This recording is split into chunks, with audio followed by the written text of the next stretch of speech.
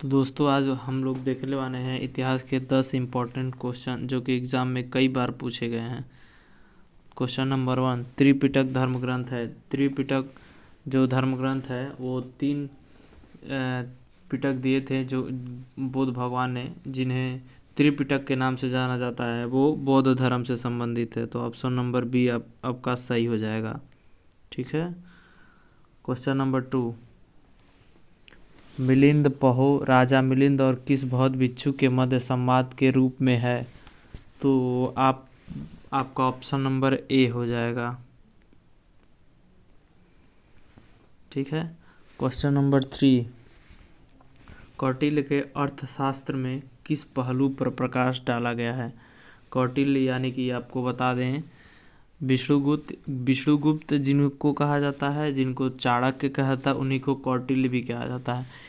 इनका जो अर्थशास्त्र पुस्तक है उसमें राजनीतिक जीवन पर प्रकाश डाला गया है, जो कि चंद्रगुप्त मौर्य को काफ़ी हेल्प मिला था इससे। ठीक है। तो ऑप्शन नंबर आपका बी हो जाएगा।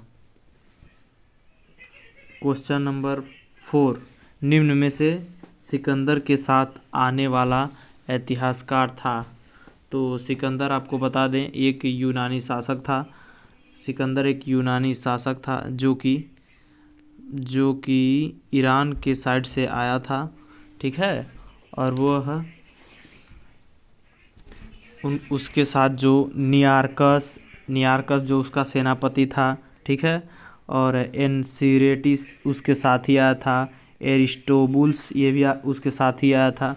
हेरोडोटस है जो ये नहीं आए थे। इनको इतिहास का जनक कहा जाता है। आपको एक ध्यान रखना होगा, इतिहास के जनक हेरोडोटस को कहा जाता है। तो ऑप्शन नंबर इसका डी हो जाएगा। ठीक है। क्वेश्चन नंबर 5, अलबरूनी किसके शासन काल में इतिहासकार था। ठीक है।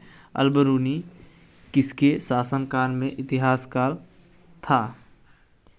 तो आपको बता दें ये गलत हो गया है, गलती से ये काल में था। ठीक है। तो इसका बलवान था, एक अकबर था, एक मोहम्मद बिन तुगलक था। ये सब क्या नाम है, मुस्लिम आक्रमणकारी थे। ठीक है।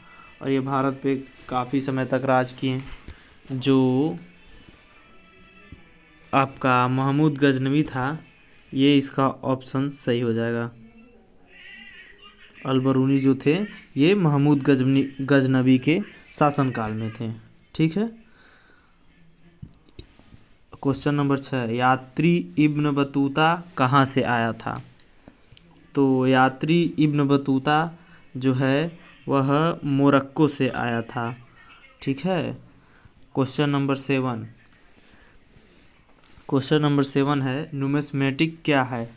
न्यूमिस्मेटिक आपको बता दें न्यूमिस्मेटिक जो है यह सिक्कों के अध्ययन को न्यूमिस्मेटिक कहा जाता है। ठीक है।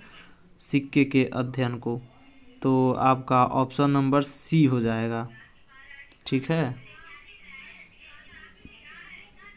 क्वेश्चन नंबर 8, एशिया माइनर स्थित बोगाज कोई का क्या महत्व है। ठीक है। तो जो इसका एशिया माइनर बोगाज, इसकी महत्व जो है वह एशिया माइनर स्थित बोगाज कोई का महत्व है, क्या महत्व है आपको बताना है। तो वहाँ से जो अभिलेख मिले उनमें 4 वैदिक देवता इंद्र, मित्र व नसत्य का उल्लेख मिलता है। इसमें जो मध्य एशिया व तिब्बत के बीच एक महत्वपूर्ण व्यापारिक केंद्र था एशिया माइनर। वेद के मूल ग्रंथ की रचना यहीं से हुई थी। इसका मतलब ये होता है।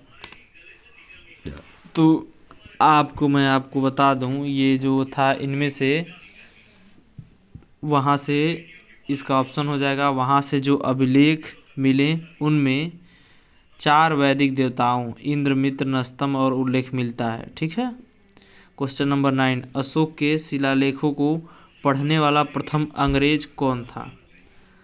तो अशोक के अभिलेखों को जो पढ़ने वाला प्रथम अभिलेख प्रथम जो थे इतिहासकार, उन्हें जेम्स प्रिंसेस कहा जाता है। वो ऑप्शन नंबर डी में दिया गया है। और जो आपको बता दो, अशोक एक महान शासक था, ठीक है।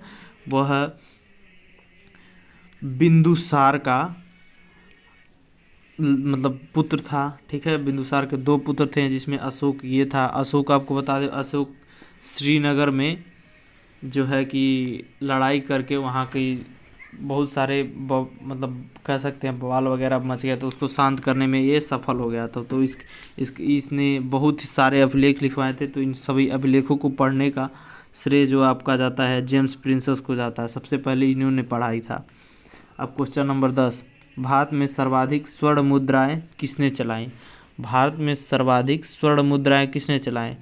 भारत में सर्वाधिक स्वर्ण मुद्राएं किसने चलाएं? तो भारत में सर्वाधिक स्वर्ण मुद्राएं जो आपका इंडो बैक्टीरियन ने चलाएं। इंडो बैक्टीरियन, ठीक है। तो ये आपका था 10 क्वेश्चन। आशा करते हैं आपको अच्छा लगा होगा।